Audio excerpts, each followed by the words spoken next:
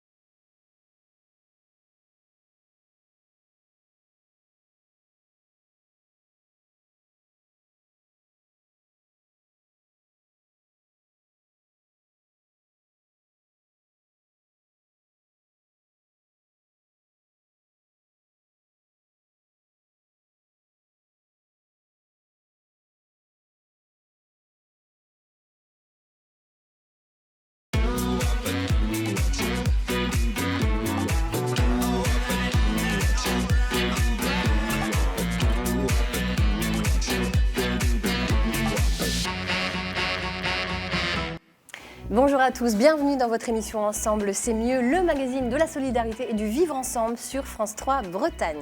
Allez, je vous propose le menu du jour. Ce matin, on vous invite à vous détendre, joli programme, mais par la réflexologie, une technique ancestrale selon laquelle on peut agir sur tout le corps en stimulant des zones du pied ou de la main. On vous dit tout dans un instant. Nous donnerons, comme chaque semaine, un coup de pouce à un projet en recherche de financement participatif sur la plateforme Kengo. Ce matin, un lieu d'accueil pour personnes fragilisées à proximité de Rennes. Les livres sont à l'honneur samedi prochain. Certains les dévorent, d'autres les picorent. Pour la 3e édition de la Nuit de la lecture, les bibliothèques et les librairies de Bretagne vous ouvrent leurs portes. Lecture, débat, rencontre, les détails tout à l'heure. Et puis nous parlerons aussi ce matin de la douleur, une sensation ô combien subjective. Nous verrons comment, par des techniques de communication et d'hypnose, le personnel soignant tente de prévenir la douleur. Enfin, nous vous présenterons le traité de jajalogie d'un breton, Pierrick Jégu, véritable ode au vin naturel, à consommer avec modération, bien entendu, à l'inverse de cette émission. Voilà pour le menu du jour. Bienvenue à tous. Bonjour ma chère Catherine. Bonjour Laurence. Comment allez-vous? Bien et vous? Bon, parfait, écoutez, en pleine forme. Ça va être une émission sur le bien-être. Alors vous voyez, on est bien tombé. On rappelle que vous êtes comédienne en théâtre d'improvisation et que tout au long de ces 52 minutes, vous allez mettre votre petit grain de sel, on va dire ça comme ça. Qu'est-ce que vous attendez d'une émission sur la réflexologie? Vous connaissez cette technique? Mais non, mais c'est intriguant, ou très peu, le peu que j'en connais, ça m'intrigue vraiment. Et il y a le côté magique déjà, un peu comme une télécommande du corps à travers le pied, et puis le fait que moi j'estime que c'est un métier dangereux. Il y a les pompiers, la SNSM et réflexologie plantaire. Mais oui, pourquoi? Parce que réflexologie, Georges Tron, danger. Et réflexologie, les pieds, beaucoup de pieds, mais pas juste ça, parce que moi, par exemple, je suis chatouilleuse. Donc, qui dit réflexologie dit réflexe éventuellement un peu fâcheux. Ah oui. Vous allez peut-être nous dire des choses comme ça, des coups de pied qui peuvent partir par réflexe. Mais en tout cas, hâte d'en savoir plus sur cette pratique. Estelle Eden, réflexologie réflexologue, est avec nous ce matin. On l'interrogera tout à l'heure. Vous l'avez compris, hein, donc le bien-être ce matin au menu de cette émission, ça ne peut pas nous faire de mal. On va s'intéresser à cette pratique qui ne vous est sans doute pas inconnue. Et pourtant, savez-vous précisément de quoi il s'agit? Eh bien, c'est ce qu'on va voir tout de suite en images.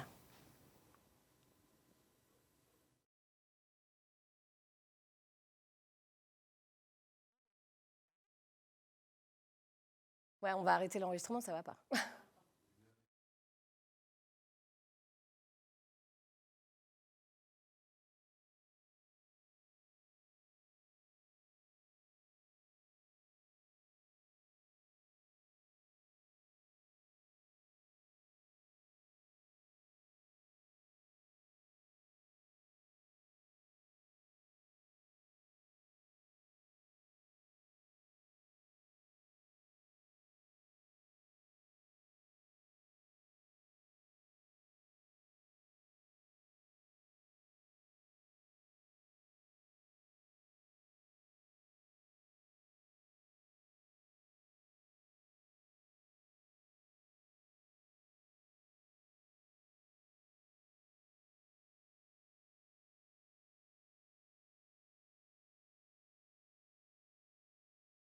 Sur une vision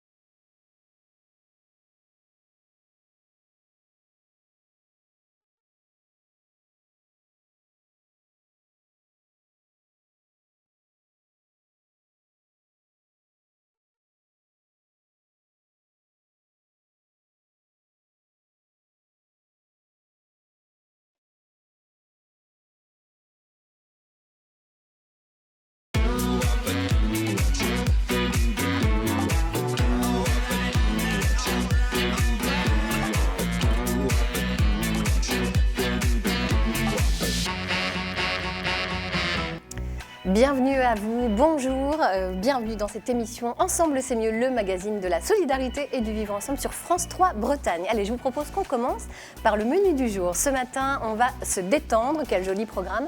De quelle façon? Eh bien par la réflexologie, une technique ancestrale selon laquelle on peut agir sur tout le corps en stimulant des zones du pied ou de la main. On vous dit tout dans un instant. Nous donnerons comme chaque semaine également un coup de pouce à un projet breton en recherche de financement participatif sur la plateforme Kengo. Ce matin, un lieu d'accueil pour personnes fragilisées à proximité de Rennes. Les livres sont à l'honneur samedi prochain, certains les dévorent, d'autres les picorent, mais tous les adorent. Pour la 3e édition de la Nuit de la lecture, les bibliothèques et les librairies de Bretagne vous ouvrent leurs portes. Lecture, débat, rencontre, les détails tout à l'heure. Nous parlerons aussi ce matin de la douleur, une sensation ô combien subjective évidemment. Nous verrons comment par des techniques de communication et d'hypnose, le personnel soignant tente de prévenir la douleur. Enfin, nous vous présenterons le traité de jajalogie d'un breton, Pierrick Jégu, véritable ode au vin naturel à consommer avec modération, bien sûr. Tout l'inverse donc de cette émission. Allez, bienvenue à vous, voilà pour le sommaire du jour. Bonjour ma chère Catherine. Bonjour Laurence. On le rappelle, vous êtes comédienne en théâtre d'improvisation et vous nous accompagnerez tout au long de ces 52 minutes d'émission en mettant votre petit grain de sel. Qu'est-ce que vous attendez d'une émission sur la réflexologie? Mais d'en savoir plus, parce que le peu que j'en connais, je trouve ça assez intriguant. Déjà, il y a le côté un peu télécommande du corps par l'entremise du pied. Et puis, ou de la main. Ou de la main, Ouais. en effet, vous voyez, on en apprend. Mmh. Et puis, il y a aussi ce côté danger, quoi. C'est un métier de tous les dangers. C'est un métier où on voit beaucoup de pieds. Alors, les pieds, dans tout ce qu'ils ont de beau, d'humain. Mais surtout, qui dit réflexe, dit réflexologie, dit réflexe. Moi, par exemple, je suis très chatouilleuse. Donc, j'aurais un triste réflexe à donner un petit coup de pied comme ça. Voilà. Est-ce que c'est un métier dangereux, vous nous le direz peut-être tout à l'heure. En tout cas, hâte d'en savoir plus. Alors, Estelle Eden, réflexologue, est donc avec nous sur ce plateau. On lui posera la question tout à l'heure. Nous avons donc ce matin une émission placée sous le signe du bien-être. On va s'intéresser à cette pratique qui ne vous est sans doute pas inconnue. Mais savez-vous précisément de quoi il s'agit ? Eh bien, je vous propose une réponse tout de suite en images. La réflexologie, qu'est-ce que c'est ? C'est avant tout une technique de bien-être vieille de 5000 ans, tout droit venue de Chine. Et en chinois, le mot pied signifie littéralement partie du corps qui sauvegarde la santé. Stress, maux de tête ou règles douloureuses, grâce à une pression réalisée sur le bout des orteils ou des doigts, on peut apaiser vos douleurs du quotidien. La réflexologie a un principe. Les pieds et les mains seraient les télécommandes du corps. Encore faut-il avoir de bons réflexes. On vous explique. Au total, 7200 terminaisons nerveuses seraient réparties dans nos petits petons. Le gros orteil, par exemple, serait lié à notre cerveau. Quant à notre pouce, il serait lié à la nuque. Et c'est en le massant que nos migraines se calmeraient. Bon, c'est sûr, il faut éviter d'être chatouilleux. En France, l'Ordre des médecins n'a pas encore reconnu la réflexologie. La pratique n'est donc pas encadrée. Mais faites-vous votre propre expérience. 4 Français sur 10 ont déjà testé une médecine douce.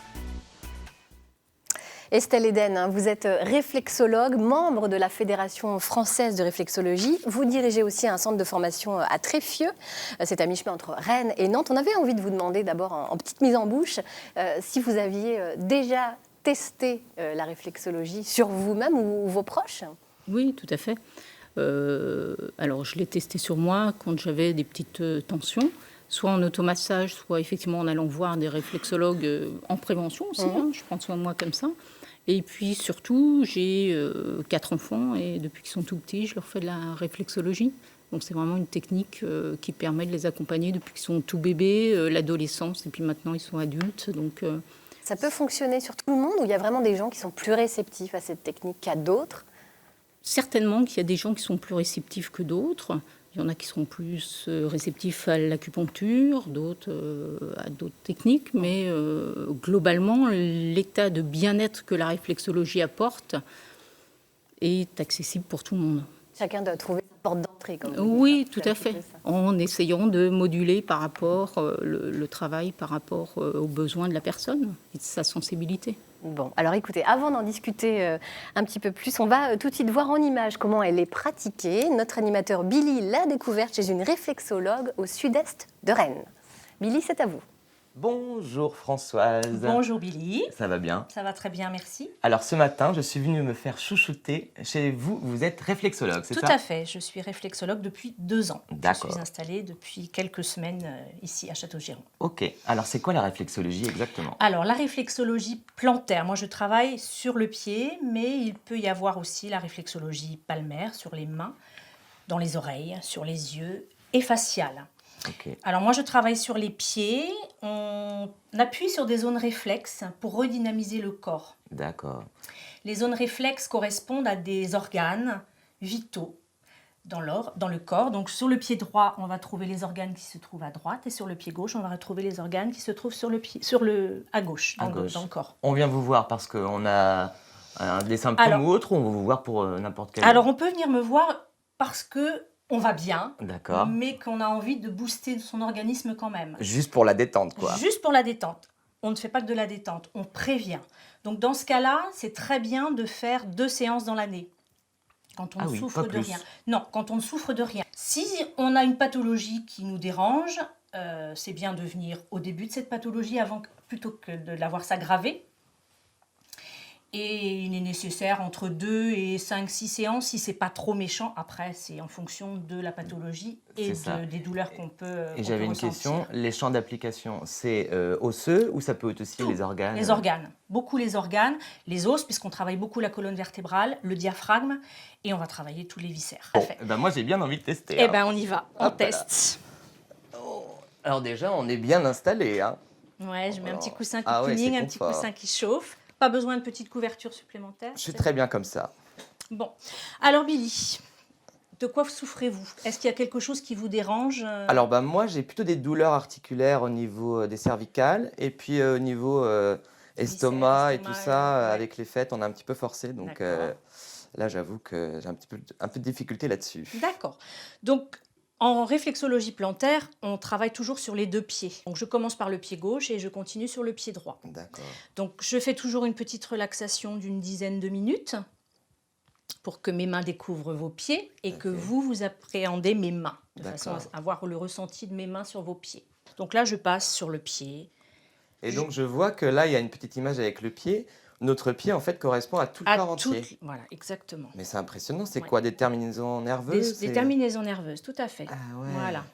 Ce sont des méridiens qui se trouvent sur le pied. Donc, c'est un mini-corps qu'on a sous le pied. Donc là, je passe sur les viscères. Donc, du coup, toute la partie centrale du pied, ce sont les viscères.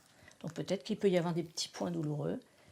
Et du coup, l'effet, il est quasi immédiat. Alors, l'effet peut être immédiat. Enfin, il faut compter 2-3 jours après, quand même. Ah oui, voilà. Pendant 3 jours, je pensais à vous. C'est possible. Il peut y avoir des petites choses qui ne vont pas être très agréables.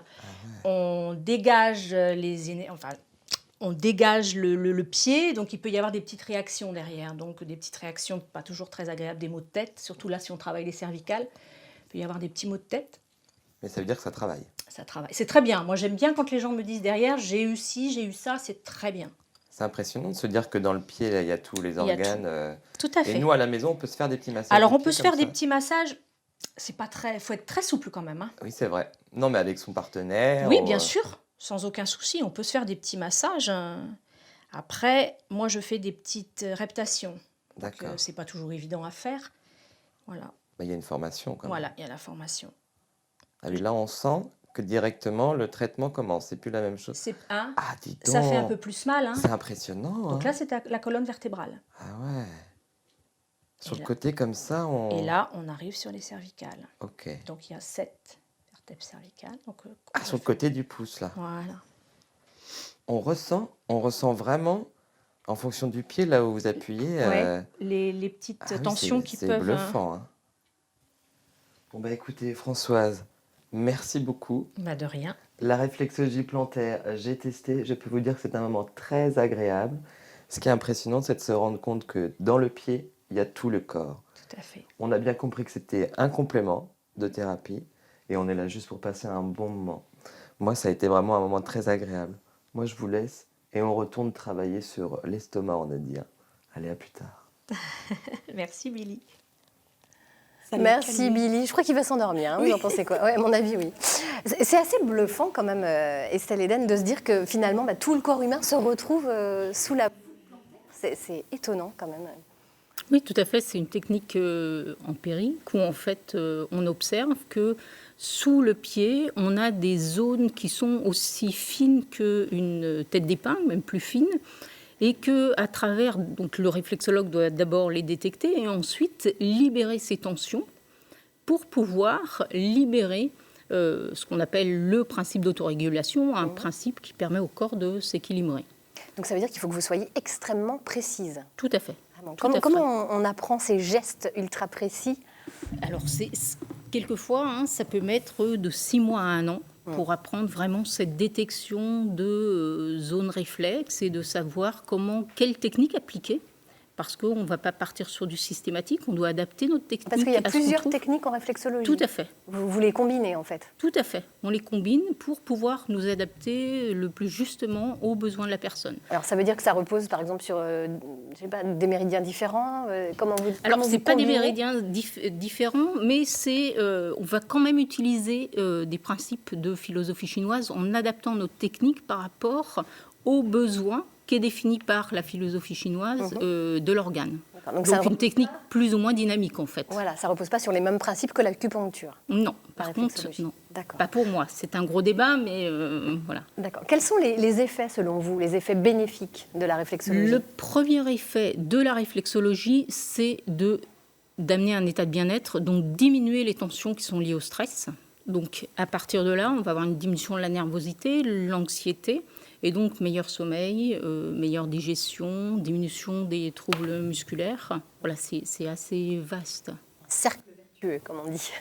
Est-ce qu'il y a des précautions à prendre en tant que praticien face à des gens qui pourraient être un peu plus fragiles, on va dire, un peu fragilisés, Absolument. qui ont une santé un peu moins bonne? Parce qu'on dit qu'on peut y aller en prévention, mais on y va aussi pour le soin. Tout à fait. Au sein de l'école, on a un partenariat avec la Ligue contre le cancer de Nantes depuis plus de 10 ans et on travaille avec d'autres institutions et on met en place un protocole particulier pour les personnes fragiles. En fait, on ne peut pas stimuler quelqu'un. Stimuler signifie l'acte qui pousse à agir, qui est trop fragile. D'accord. Écoutez, merci beaucoup. Estelle, vous restez avec nous. On reparlera encore un peu plus tard de la réflexologie dans cette émission, avec la question d'une téléspectatrice, parce que vous le savez, cette émission est la vôtre. Nous parlions à l'instant de personnes fragilisées. Et bien justement, c'est un public auquel vous vous intéressez également, Lucie et Mathilde. Lucie tout le monde et Mathilde Chevalier à l'Aume. Vous êtes toutes les deux porteuses du projet en recherche de financement participatif que nous mettons à l'honneur cette semaine dans l'émission, en partenariat avec la plateforme Kengo. Alors, votre projet, c'est un lieu d'accueil situé à Hercé-près-Liffré, non loin de Rennes, entre la forêt et la campagne. Quel est votre projet? Expliquez-nous un petit peu. Mathilde, allez. Eh bien, c'est de créer une ferme d'accueil pour des personnes en difficulté, que ce soit des adultes ou des ados en situation de handicap mental et psychique, mais également des jeunes en difficulté, en décrochage scolaire. Donc, de l'accueil à la journée. De l'accueil à la journée. Voilà. D'accord. C'est une ferme pédagogique. Comment ça se passe concrètement? Il n'y a pas de production, c'est vraiment une ferme éducative. Ferme éducative. Et nous, donc avec des animaux. Voilà, on travaille avec des animaux de ferme, avec le potager, le jardin et tout l'environnement autour, également la forêt, le bourg. Donc Lucie, c'est aussi se reconnecter à la nature, c'est ça? C'est tout à fait ça, ouais. Oui. Se ressourcer. Retrouver des gestes que parfois on a pu oublier, comme par exemple simplement faire de la cuisine avec les légumes du potager, par exemple. Voilà. Les soins aux animaux également? Oui, les soins aux animaux. D'accord. Oui, vous vouliez rajouter, Mathilde? Tous ces supports peuvent servir ensuite pour amener de l'apaisement, du ressourcement, du bien-être, ou justement, au contraire, travailler des objectifs précis qui ont été définis à l'avance pour les personnes qui en ont besoin. La relation avec les animaux, qu'est-ce que ça peut amener justement quand on est un public fragilisé, entre guillemets? De la confiance en soi, ça amène... Qu'est-ce que ça peut amener concrètement? Voilà. Beaucoup de confiance en soi, d'apaisement. L'animal ne juge pas la personne, lui, et puis il peut servir de déclencheur, du moins la relation avec l'animal peut servir de déclencheur justement pour aller vers autre chose ensuite. Par exemple, on peut travailler en lien avec pour la psychomotricité ou pour des ateliers mémoire pour les personnes âgées. Tout ça grâce à la relation aux animaux. Alors, vous essayez de maintenir l'effectif justement de ces personnes au plus petit nombre possible. Pourquoi? Pour vraiment garder le côté humain, vraiment travailler le projet des personnes. Donc, c'est pour ça que dans l'accueil social, on accueille vraiment que 3 personnes maximum pour vraiment garder le côté familial. Personnalisé, oui, vraiment. Comment est née l'envie de créer ce lieu? Qui a eu l'idée? Toutes les deux. Bon. En fait, on est toutes les deux éducatrices et on effectue des remplacements dans des foyers qui accueillent des personnes en situation de handicap. Et en fait, c'est parti d'un constat en fait, de rencontres de personnes, de résidents en fait, qui souhaitaient, qui avaient besoin de plus ou de quelque chose de différent de l'accompagnement collectif qui peut être proposé dans les institutions. Voilà, quelque chose de plus familial, justement, de plus contenant aussi. D'accord. Alors, pour réaliser ce beau projet, vous faites appel au financement participatif sur la plateforme Kengo. Vous avez fixé l'objectif à combien? 3 200 €. 3 200 €. Voilà. C'est pour pouvoir acheter des clôtures, du matériel pédagogique et aussi d'autres animaux. Pour l'instant, on a 2 chèvres, des chats et on souhaite pouvoir avoir des ânes, une basse-cour, des lapins.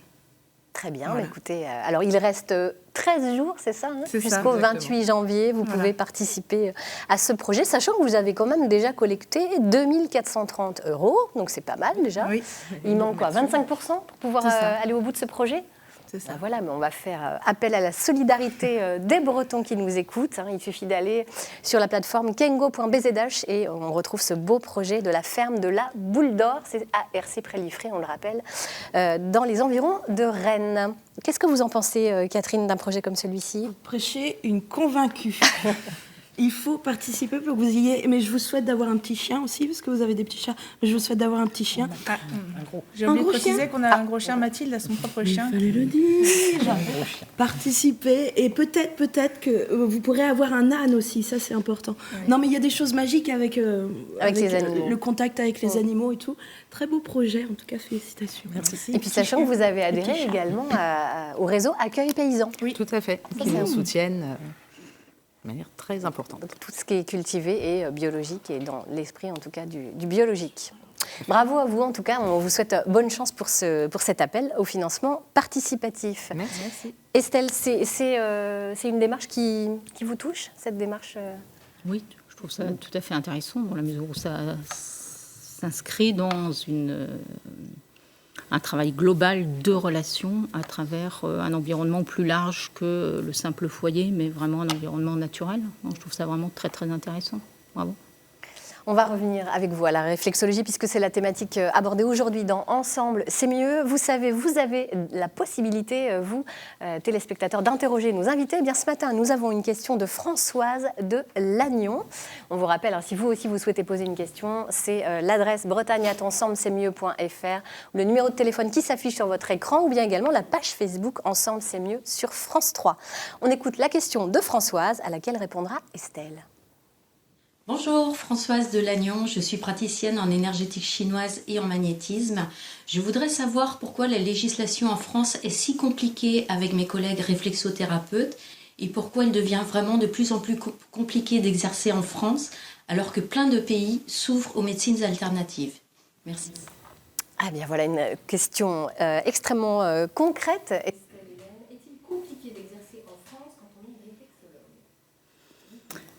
Pour moi, c'est aujourd'hui pas compliqué d'exercer en France. La réflexologie est déjà reconnue comme un métier et on voit un intérêt de plus en plus vif et de plus en plus important de la part et du grand public et des institutions. Donc, je peux pas vraiment dire que ça soit compliqué. Par contre, ce qui est important, c'est effectivement la reconnaissance de l'État et c'est aussi que les personnes sachent interpeller les réflexologues pour savoir effectivement qu'est-ce qui garantit la bonne pratique.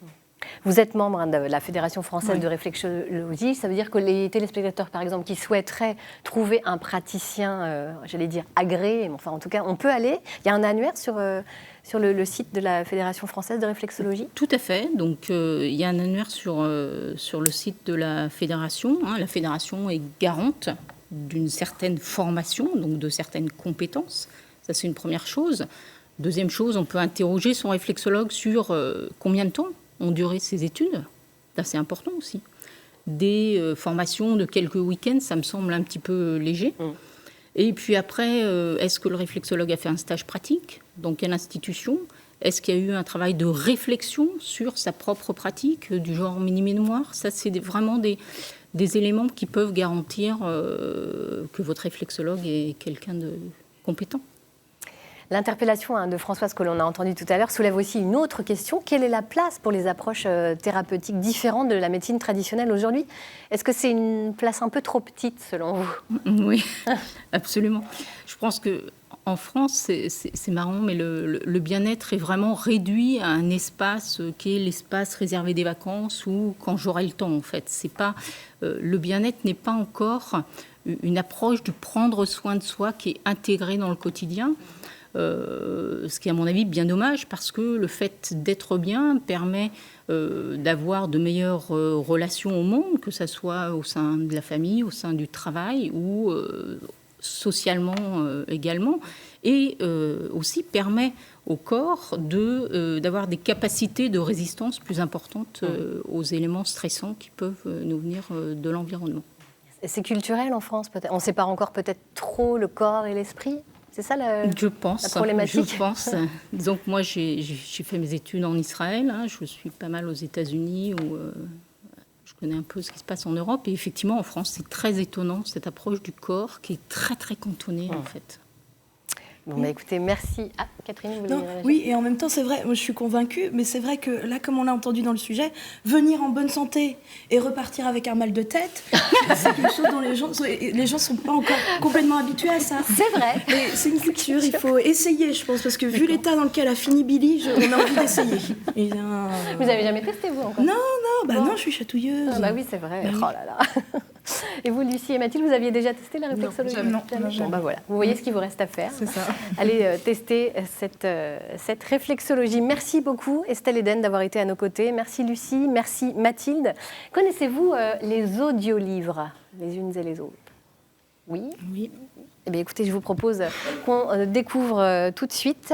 Sylvaine Saliou est notre lectrice du jour. Où ? Dit Lénart.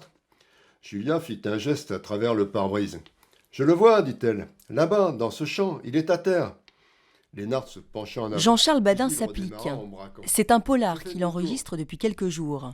Le texte est facile à lire, les dialogues rendent la lecture plus vivante et l'intrigue lui plaît. Il y a un chemin là, j'y vais. Une fois sur le petit chemin couvert de gravier. Si j'ai choisi ce livre, c'est parce que je l'ai trouvé sympa à lire pour moi. Et je me suis dit que ça pouvait être agréable pour des gens qui n'avaient pas le plaisir de le lire en direct. Ce n'était pas un corps. Ce passionné de lecture est donneur de voix depuis près de 2 ans. Il enregistre 5 ou 6 livres par an pour des personnes malvoyantes qu'il ne connaît pas. J'ai toujours l'impression d'avoir devant moi un lecteur malvoyant qui prend du plaisir à m'écouter. J'espère tout au moins qu'il prend du plaisir à m'écouter et que ça lui donne du plaisir.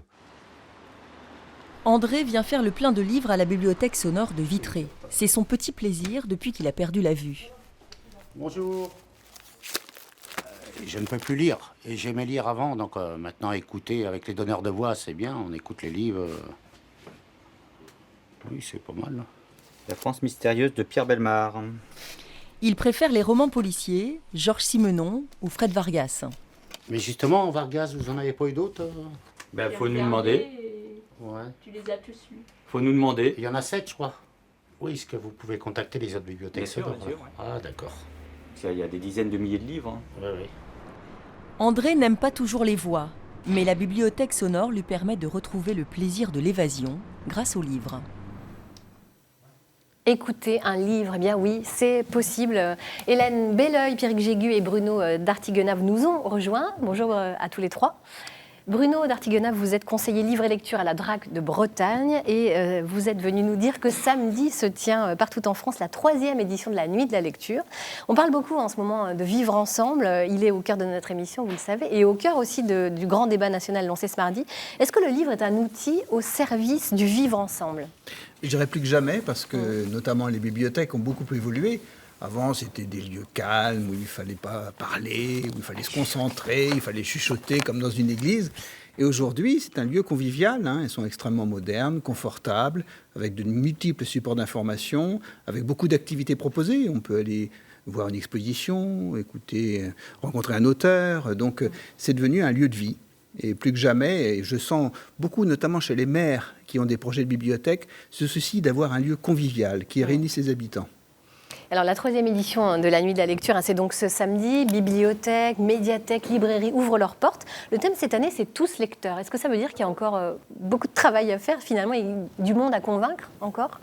Oui, c'est vrai que ça peut paraître paradoxal parce que les bibliothèques aujourd'hui sont très attractives, mais on a encore peu d'inscrits. Par contre, on a beaucoup plus de fréquentation et ça, c'est un signe extrêmement positif parce que beaucoup de gens viennent sans forcément emprunter de livres, mais consulter un site internet, regarder une exposition. Et donc ça, c'est extrêmement positif parce que ça veut dire que maintenant, on prend la bibliothèque comme un lieu de vie. Mais c'est vrai qu'il y a encore... Le lieu est accueillant et qu'on a plaisir à y aller. Le lieu est accueillant et confortable. On a envie de rencontrer des auteurs aussi, parce qu'il y a de plus en plus de bibliothèques et de librairies qui s'engagent dans la réception d'auteurs.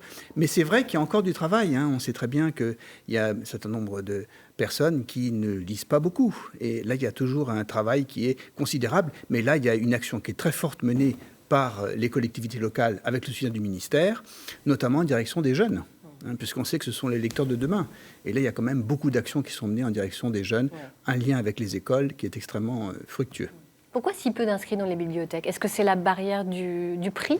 Ce qui est étonnant, parce qu'il y a comme une politique très attractive en matière d'abonnement. À votre avis, quels sont les freins? Je pense que c'est des freins plus sociologiques. Quand on est dans un univers familial où le livre est peu présent, eh bien l'enfant est peu enclin à se tourner vers la lecture. Donc c'est pour ça que c'est très important le rôle des bibliothèques et de l'école pour sensibiliser dès le plus jeune âge les enfants. Et ça, je crois que c'est une des principales causes, mais il y a eu beaucoup de progrès quand même, je pense. Et notamment des actions dans les collèges et les lycées également, avec un moment de lecture sur la pause de midi, des choses comme ça, qui ont leur importance. Alors samedi, qu'est-ce qui va être proposé? Mettez-nous un peu l'eau à la bouche pour cette nuit de la lecture. Il y a beaucoup d'actions, c'est très divers, puisqu'il y a 2000 lieux qui vont être concernés par cette nuit de la lecture, y compris en France et à l'étranger, puisque maintenant il y a 22 pays qui vont être concernés par la nuit de la lecture, grâce au travail des instituts français, aux lycées français à l'étranger et aux librairies aussi françaises à l'étranger. Et ce qui est important aussi, c'est qu'il y a à peu près 2500 animations qui vont être proposées. Ça veut dire qu'on fait venir des spectacles, qu'on fait venir des comédiens, comme notre chère... comme votre voisine. qui vont pouvoir donner vie à ces lieux. Et je crois qu'aussi, il y a une recherche très intéressante de la part des bibliothécaires et des libraires pour rendre le livre attrayant. Vous avez par exemple des lectures dans le noir pour sensibiliser les gens justement peut-être au problème de la cécité, comment on peut percevoir la lecture quand on ne voit pas. Il y a aussi des lectures... On a parlé des audiolivres tout à l'heure. Oui. Il y a aussi des lectures spectacles avec des comédiens qui viennent parler d'un livre. Et puis, vous avez des murder parties, par exemple, qui sont organisées, où il faut que vous découvriez un indice. Vous avez même des bibliothécaires qui ont proposé au public de rester dans la bibliothèque, mais ils ne peuvent en sortir que s'ils ont trouvé un indice. Autrement, ils toute la nuit. On va être nombreux à dormir dans les bibliothèques ce week-end. Et puis, il y a aussi beaucoup d'actions qui sont faites en direction des enfants. On raconte des histoires, il y a des soirées pyjama, il y a tout ce qu'on peut imaginer. Il y a de quoi trouver son bonheur, forcément. Et il y a même des lieux un peu moins conventionnels, on va dire, les hôpitaux, par exemple, qui participent à cette nuit de la lecture. De quelle façon, aussi, par exemple? Et les prisons, oui, vous le disiez. Alors là aussi, bien, il y a des actions qui sont menées, souvent grâce aux bénévoles qui gèrent les bibliothèques associatives dans les hôpitaux et en milieu pénitentiaire. Et là, on fait venir ou un écrivain ou on fait venir un spectacle. En effet, et ça, je pense que c'est extrêmement positif. C'est assez fabuleux. Alors, si on veut retrouver tous les événements, eh bien, la liste complète, on la trouve sur le site nuitdelalecture.fr. C'est vraiment une belle initiative, une belle idée.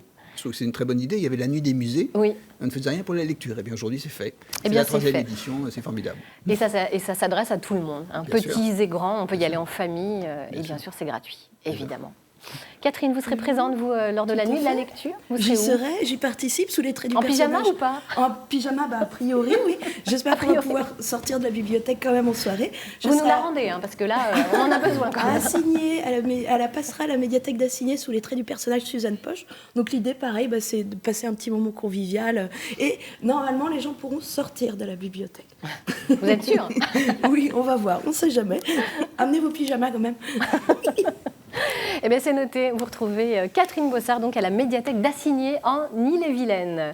Pierrick, Hélène, vous participerez à la nuit de la lecture? Peut-être, probablement. Mais moi, je voulais juste rebondir sur les audiolivres, parce qu'on parlait des personnes qui ont des difficultés pour lire ou qui sont aveugles. Mais en fait, moi, les audiolivres, je m'en sers énormément pour mes enfants. Et les enfants, ils adorent, et notamment sur les trajets en voiture. Eh bien, sur les trajets en voiture, on écoute des histoires en entier.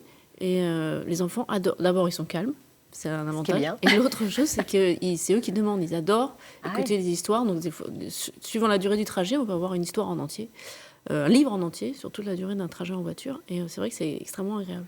Très belle idée d'Hélène. Merci beaucoup pour cette nuit. Pierrick, vous participerez à cette nuit de la lecture d'une façon ou d'une autre? Je n'avais rien de prévu, donc voilà, c'est une belle idée. Ouais. Je vous propose d'aller à la médiathèque d'Assigné, si retrouver Madame Bossard. On verra ça.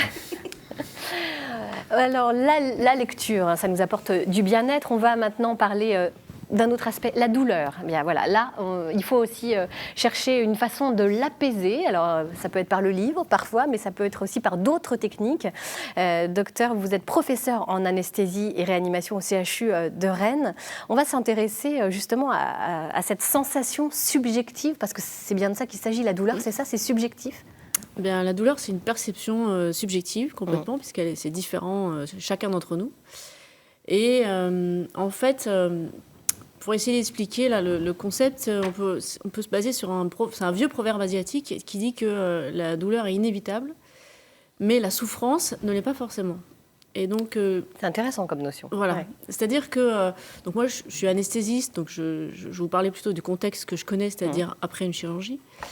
Et où on imagine bien que quand on a une chirurgie, il peut y avoir de la douleur associée. Donc on a toutes des techniques médicamenteuses qui sont propres à l'anesthésie pour éviter la douleur, mais on a aussi tout un arsenal d'outils de communication qui sont dérivés de techniques d'hypnose en fait, pour essayer de prévenir cette douleur. Alors c'est des choses aussi simples que... Donc ça veut dire, pour être très concret, excusez-moi, pour vous parler de la douleur, ça permet... c'est la suggérer, en fait, c'est ça que vous dites. Alors, c'est l'inverse, c'est ça. C'est-à-dire que plus on parle de douleur, plus on donne des suggestions. Voilà. On est tous suggestibles. Et donc, quand vous venez d'être opéré, vous êtes dans un contexte très particulier, et si on commence à vous parler de douleur, on va suggérer de la douleur en parlant de douleur. Et donc, l'idée, si vous avez déjà eu une intervention, vous savez que depuis 25-30 ans, on va vous demander si vous êtes douloureux. On va vous demander sur une échelle entre 0 et 10. On va vous dire 0, c'est pas de douleur, 10, c'est une douleur la pire inimaginable. Vous êtes comment? Et le fait simplement de demander ça, en fait, ça suggère de la douleur. Donc, on est maintenant plutôt dans des questions où on demande plutôt est-ce que vous êtes confortable? On va pas dire. Donc vous évitez le mot douleur, vous le bannissez. On va pas dire est-ce que vous êtes douloureux, on va dire est-ce que vous êtes confortable. Et puis si le patient répond non, eh bien on essaie de creuser pourquoi vous n'êtes pas confortable. Et on se rend compte souvent que la raison pour laquelle le patient n'est pas confortable, c'est quelque chose qu'on peut, par exemple, il est mal installé, il a mal au dos, le drap est mal mis, etc. C'est quelque chose qu'on peut résoudre sans forcément passer par des médicaments notamment. D'accord. Donc ça veut dire que vous utilisez des techniques verbales. Des techniques paraverbales également. C'est verbal et paraverbal. C'est dans la gestuelle. Ouais. Et puis c'est aussi dans les mots qu'on utilise, dans les mots qu'on choisit d'utiliser. D'accord. Très concrètement, par exemple, dans la gestuelle, qu'est-ce que vous évitez de faire, par exemple? Bien, dans la gestuelle, il faut éviter d'être descendant, c'est-à-dire qu'il faut éviter de se mettre au-dessus du patient comme ça. Alors, c'est l'attitude classique, puisque le patient est souvent allongé, donc vous êtes au-dessus. Il faut essayer de se mettre au niveau du patient. C'est ce qu'on fait de façon classique quand on parle à des enfants. On s'agenouille. Eh bien, quand on parle à un patient, il faut essayer de se mettre au niveau du patient, donc se mettre au niveau du lit. Et puis, alors, il faut s'adapter aux patients, hein, mais il y a certains patients qui vont apprécier simplement qu'on les touche, juste qu'on pose une main sur leur épaule. Il y en a d'autres où vous sentirez qu'ils sont plus réticents, il ne faudra pas le faire, mais il faut s'adapter aux patients, rien que dans la gestuelle, pour montrer qu'on est, à la minute où on leur parle, on est juste avec eux, on les écoute et on est disponible, réceptif. Donc vous suggérez plutôt le confort. On essaie de suggérer du confort en permanence. Ouais. Donc par exemple, quand on fait une prise de sang ou vous posez une perfusion, vous ne dites pas attention, je vais serrer. Voilà. Ça, c'est l'exemple typique, c'est que classiquement, on dit bon, alors c'est froid, je nettoie, c'est froid, je mets le garrot, je pique. Donc rien que le mot « je pique », voilà. déjà. Donc on est sorti de ces façons de faire et on a différentes façons de faire. On emmène le patient souvent sur autre chose. On parle d'autre chose. Vous êtes venu comment à l'hôpital? Ah, vous habitez à tel endroit, mais je connais bien, etc. Donc on essaye de dévier son attention sur autre chose. C'est de l'autosuggestion? C'est de l'autosuggestion, complètement. Et quand on démarre une anesthésie, on fait la même chose. Donc, on essaye d'emmener le patient sur ce qu'on appelle un lieu de confort, c'est-à-dire on lui demande où est-ce que vous étiez où aux dernières vacances, ça s'est bien passé, ah oui, c'était super. Et on essaye de parler d'autre chose et de suggérer du confort sans parler en détail de... Parce que l'idée ancienne, c'était de se dire, si on prévient le patient, on lui dit je vous pique, il sera prévenu. Et en fait, ça engendre plus de douleur qu'autre chose que de dire je vous pique. Est-ce que ce sont des techniques dérivées de l'hypnose ou de certaines techniques de communication thérapeutique? En fait, oui, c'est dérivé de l'hypnose et de la communication thérapeutique. Donc là, c'est pas en tant que tel de l'hypnose, c'est plutôt de la communication thérapeutique. Mais actuellement, les personnels, en tout cas au CHU de Rennes, grande partie des personnels paramédicaux et médicaux sont formés à la communication thérapeutique et donc s'adressent différemment aux patients dans toutes les étapes que peut avoir un patient quand il vient se faire opérer. Est-ce que vous sentez que ça change la relation entre le soignant et le patient? Oui, ça change. Oui. C'est sûr, ça change énormément les choses. On voit bien qu'il y a une différence fondamentale entre aujourd'hui et la façon dont c'était il y a 10 ans. Voilà. D'ailleurs, quand on a des patients qui viennent se faire opérer, qui se sont déjà fait opérer antérieurement, ils vous disent, c'était pas comme ça, il y a 10 ans. Donc, non, les choses changent, ça change vraiment la relation avec le patient. Et ce n'est que le début d'une petite révolution dans le milieu médical, quand même. Je pense que ça n'est que le début, oui. Donc, parce qu'il y a de plus en plus de gens qui se forment.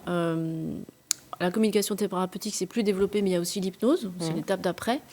Vous l'utilisez, vous, en anesthésie, l'hypnose ? Alors, en anesthésie, c'est utilisé de plus en plus. Alors, il ne faut pas confondre hypnose et hypnose. Il y a hypnose qui est simplement suggérer du confort aux patients, comme je vous ai parlé. Puis il y a la technique d'hypnose en elle-même, où on peut vraiment faire une chirurgie en tant que telle sous hypnose complète. Ça, c'est autre chose. Mais le tout, c'est un tout. Et la communication thérapeutique, c'est dérivé des mêmes techniques que l'hypnose, au final. Donc, voilà. Mais en anesthésie, oui, c'est utilisé l'hypnose de plus en plus, oui. Merci beaucoup, professeur Belleuil, pour ce sujet très, très intéressant. Pierre Gégu, vous connaissez ces techniques d'autosuggestion, on va dire ? Oui, enfin, pas en termes, pas directement dans le milieu hospitalier, mais j'ai testé l'hypnose, notamment pour essayer d'arrêter de fumer, et ça a fonctionné pour le coup. Voilà. Et, je ne faisais pas partie ni des sceptiques, ni des... voilà, j'étais en attente de quelque chose, et ça a fonctionné, ouais. Très très bien. Eh bien, écoutez, voilà, de bons retours. Et vous, Monsieur d'Artigenave, vous connaissiez ces techniques-là à l'hôpital ? Non, je n'ai pas expérimenté encore. Allez, je vous propose maintenant de faire un petit tour sur la toile. Vous l'avez compris, un zoom sur les lieux emblématiques qui nous ont inspirés sur les tournages en Bretagne. Maïlène Villaverde déroule pour nous la bobine du film. Notre région a accueilli des centaines et des centaines de tournages, les réalisateurs trouvant ici les décors naturels, les lumières et les personnages nécessaires à la réalisation de leurs œuvres. Alors pour débuter cette série, je vous propose une petite exploration des films qui ont marqué l'histoire du cinéma en Bretagne. Et pour cela, nous serons accompagnés par deux guides, Nolwenn et Maria Blanchard. Bonjour Nolwenn, bonjour Maria. Vous êtes originaire du Morbihan et vous avez co-écrit ce livre en 2015, donc La Bretagne au cinéma. Comment vous avez travaillé et choisi ces films ? Alors, en fait, au départ, on a répertorié avec l'aide de la Cinémathèque, qui avait déjà fait ce travail, tous les films qui avaient été tournés en Bretagne. Et nous, on a fait le choix de parler de ceux dans lesquels la Bretagne avait vraiment un rôle important et qui en montraient en fait une représentation particulière, c'est-à-dire des films qui n'auraient pas pu se faire ailleurs. Donc où la Bretagne avait un rôle dans le scénario, que ce soit comme personnage, comme toile de fond, mais qui accompagnait l'intrigue en fait. Alors il y a un réalisateur qui a beaucoup tourné en Bretagne, c'est Claude Chabrol. Le premier film qu'il a tourné en Bretagne, c'est Que la bête meurt, et il a pu s'inspirer vraiment de l'environnement, du paysage, du climat, de tous les éléments qui composent un peu les paysages de la Bretagne, pour inscrire ça dans son scénario et accompagner vraiment le développement de l'intrigue, puisque c'est un père qui cherche à venger la mort de son fils qui a été fauché par un chauffard. Que la bête meurt est tourné en 1969 avec Jean-Yann dans le rôle du chauffard meurtrier. Un film tragique à l'ambiance pesante que Chabrol installe en Bretagne. C'est la première fois que j'ai un rôle vraiment sérieux, un rôle qui n'est pas fait pour faire rire. Je peux pas, au départ, j'écrabouille un petit garçon de 8 ans à la première image. Alors évidemment, ça supprime tout le côté comique-troupier qui pourrait éventuellement naître par la suite. Eh bien écoutez, c'est après un bouquin anglais qui se passait en Cornouailles.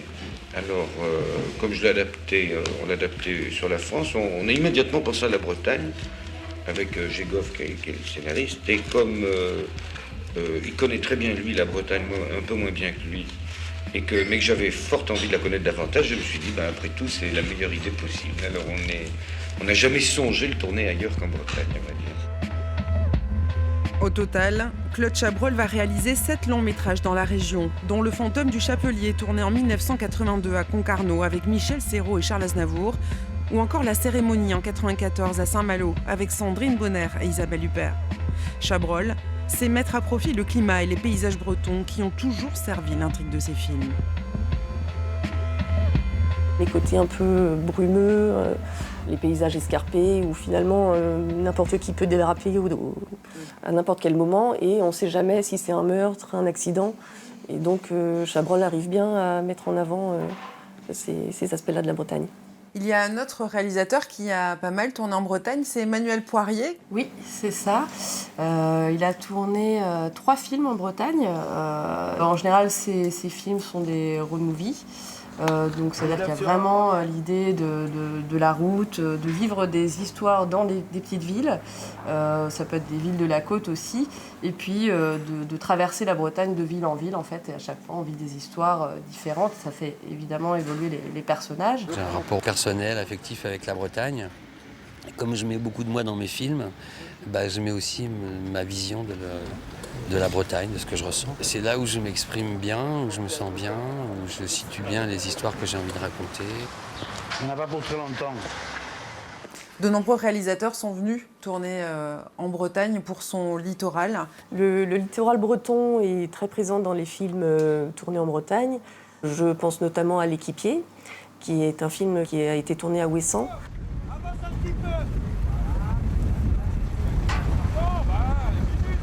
Il y a une sorte d'image de bout du monde où finalement les habitants sont un peu malmenés par les éléments. Ça permet de faire un climat aussi un peu en huis clos, mais entouré par la mer.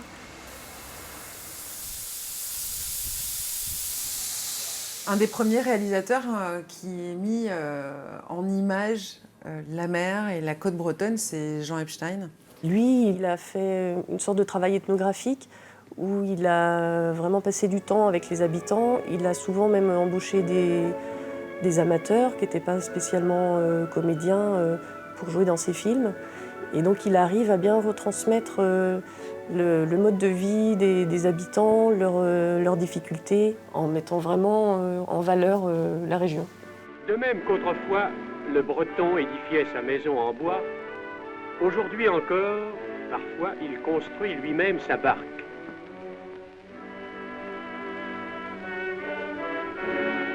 Il y a un film qui reste quand même ancré dans les mémoires quand on parle de cinéma en Bretagne, c'est Les Galettes de Pont-Aven. Il joue beaucoup avec les clichés dans ce film, mais c'est pour autant, la trame principale, ça reste un road movie. Tu passes là. Oui. Beignet, pomme d'appui. Alors je vais faire des petits virages. Ouais, beignet, pomme d'appui. Voilà, pomme par là. Pomme d'appui, beignet. Jean-Pierre Marielle traverse la Bretagne pour échouer un petit peu à Pont-Aven. Et donc on voit totalement sa transformation. Donc on voit moins le littoral, mais par contre il traverse les campagnes, les petites villes, les petites bourgades, avec à chaque fois beaucoup de petits détails au niveau de la mise en scène, au niveau du décor et au niveau des personnages qui intègrent bien l'histoire et le personnage dans une certaine réalité bretonne.